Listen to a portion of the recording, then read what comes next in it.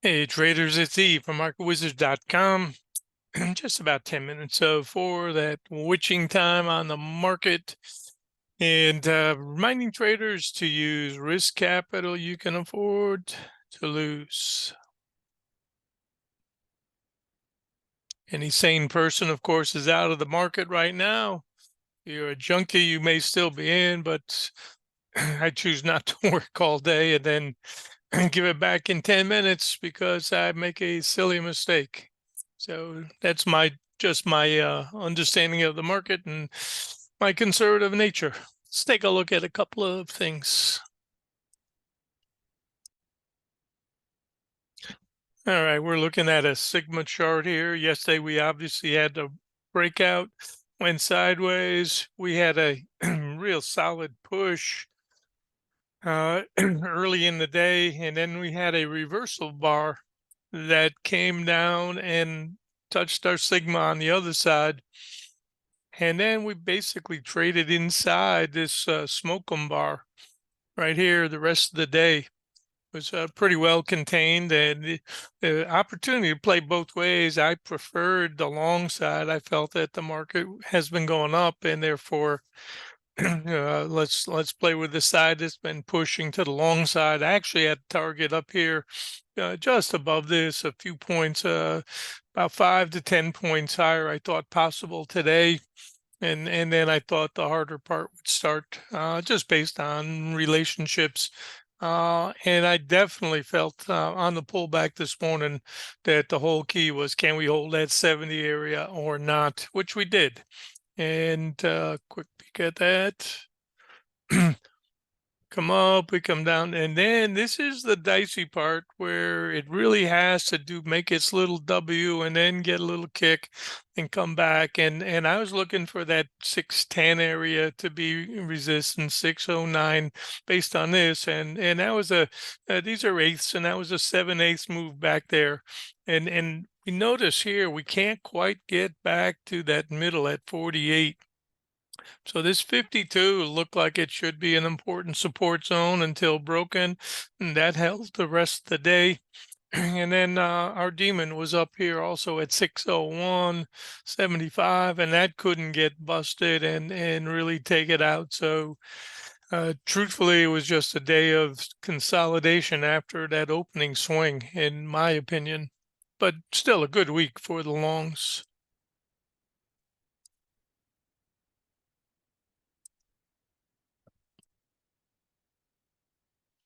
And here's your angels and demons, and we can see we had to gap up, had a brutal reversal.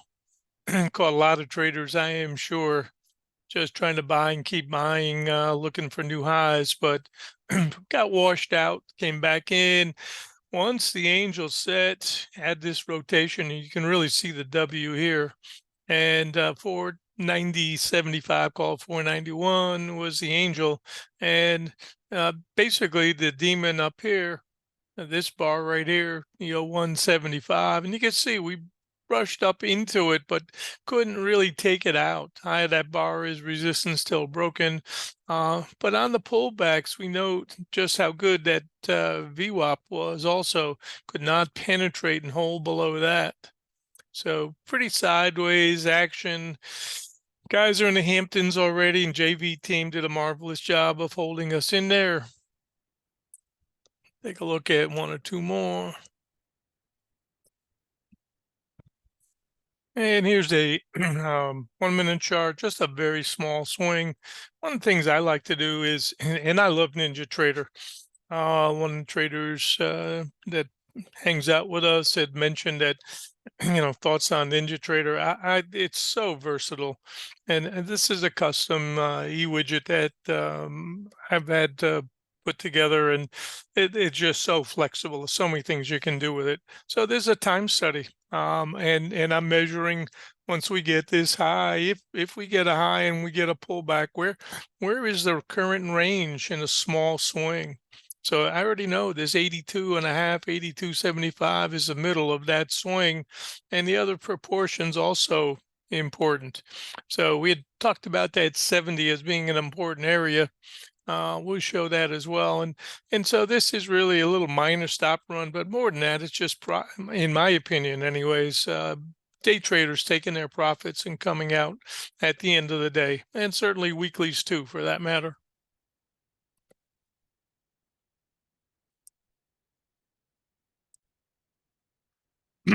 And here's a order flow volume profile.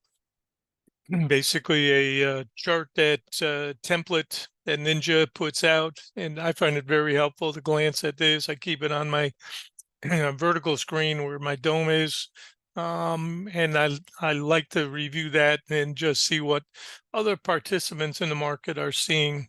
So this area, this point of control in here, you can find, and then typically it will showcase a current range that seems to be substantial.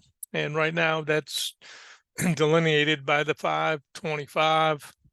System pivot is 31.25 here, so pretty much that 31 is support until broken. We had talked about that, and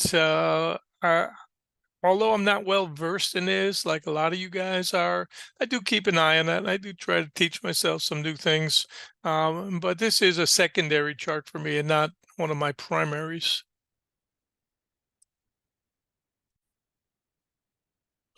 And here is our system pivots.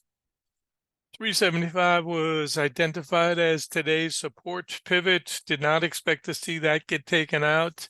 I didn't think we'd even test it today. 414, we talked about this yesterday. That was an area of important support. Then this 53. So this morning, realistically, we looked at this 531.25. I identified that as our primary pivot. And part of that has to do with where the market has been. For context, theoretically, this is your support pivot down here. And once you get above this box, and you're attempting to get to the next box and the next. And because we had pretty solid push this week, I felt that if we could get to that 38, we've done well in the 48 area as resistance, middle of this next box. So I kept using this as an important pivot this afternoon, is 609. And then the mid pivot in this box is the 570. So I kept looking at that as an important support area. If the longs wanted to defend this box, they needed to really defend this area. And you can see most of the probes on a 30-minute chart really did not come back and stick underneath this 70. So we can put this on a 5 or whatever, but I like to look at this bigger perspective here. And then this became our support pivot until broken. So probably ending up this week, let me see, after 4 o'clock, we'll see what happens with any gaps on Monday. But for now, this 609 is our resistance pivot. 531 is our support pivot, and that's got to be resolved before anything else. And that's why I've got these circles, which manually I move. They're not part of the system. I just put them here to remind myself of current support, current fighting box, and then obviously the current next resistance box. Hope that explains when I post these charts what that's all about.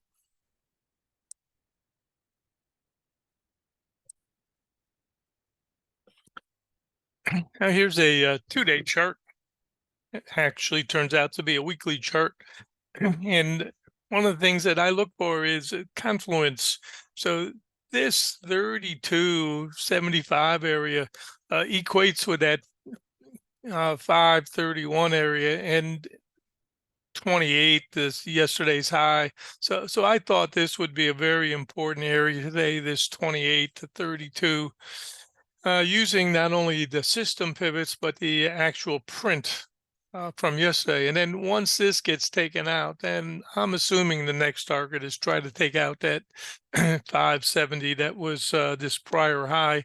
And that's one of the reasons why that became a point of interest also this afternoon. So, and again, one of the things that I like about Ninja is there's just so many things you can do with it, and so that's another reason why I felt this was an important area for the longs to defend and try to keep it above if they wanted to press upwards. So again, it was a good day. Fairly range bound. I figured the JV team were the ones that were, holding the ball today, and the guys are going to Hamptons already. So where do we go from here? No one knows, but step by step, we look to find hit and run opportunities. As I posted, I prefer the speed of the short side, but the long side, because we're in an uptrend, you have to be prepared to buy pullbacks. And then if you really want to just sit with it, a lot of traders will do that. I'm not that type of trader. I'd rather hit and run. If I can get myself 5, 6, 8 points in a little swing, a little pop, and get out of the way, I'll do that. That's the way I prefer to trade. It gives you time to do things like have a life, take a walk, have lunch, whatever. So at any rate, we can see just how tight the afternoon was, this box. So right now, this 580 to 70 seems to be a very important support zone. And if that breaks, then obviously the door is open to come back in and test that 30 area we talked about. First, got to break that 52.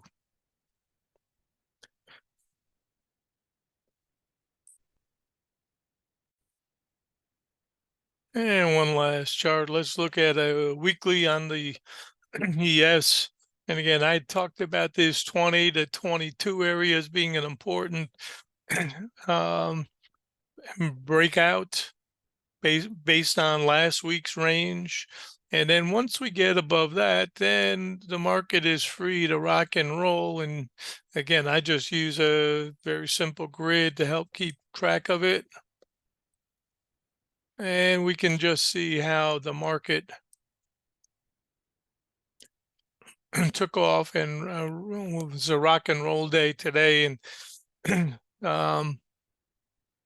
potential targets that I had up here were hit. A couple just above, but substantially. I wanted that 90.75 first, and I felt anything above that was the gravy portion. Possibly test the 300, but that 91 area was the primary target based on laws of proportion.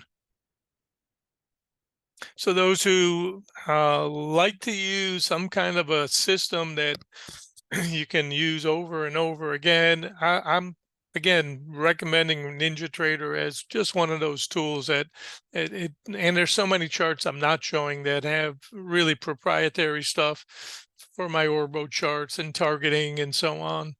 But I love it. And if you're interested, get in touch with me, e@emoney-wizard.com, and I'll be happy to show you some of these tools that I'm using and show you how to, I think, improve your game based on a system rather than just guessing and reinventing the wheel every time the market moves 2 points.